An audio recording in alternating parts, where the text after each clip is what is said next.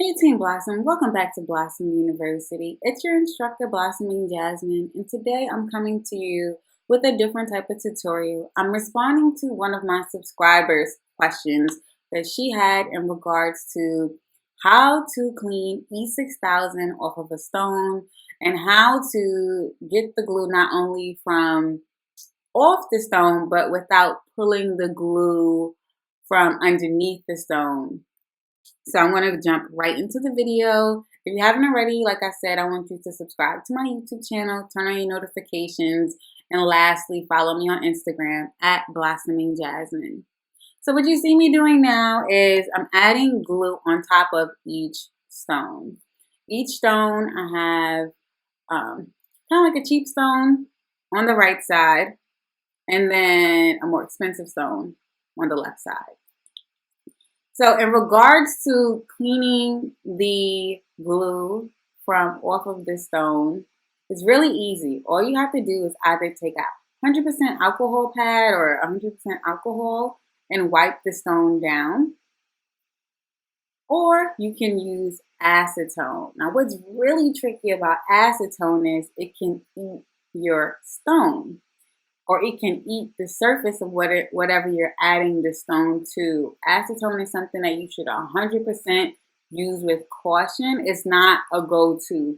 Do not slather it all over your project, because you may end up not only destroying your stones, but destroying your customer's item or your item. Now, in regards to this specific subscriber, there are several different elements to her question. So I'm going to answer them in different pieces, but fairly quickly. So the first thing she wanted to know was, how do you clean the glue on top of the stone, which I just explained.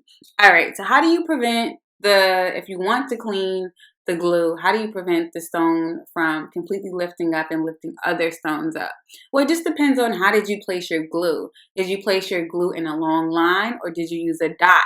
Did you dot the different glues? If you use the dot system, where you place an individual dot for each glue, your glue will not lift up all of the other stones. If you're trying to clean your item, it won't lift up all of the other stones that are behind it because the glue is not connected.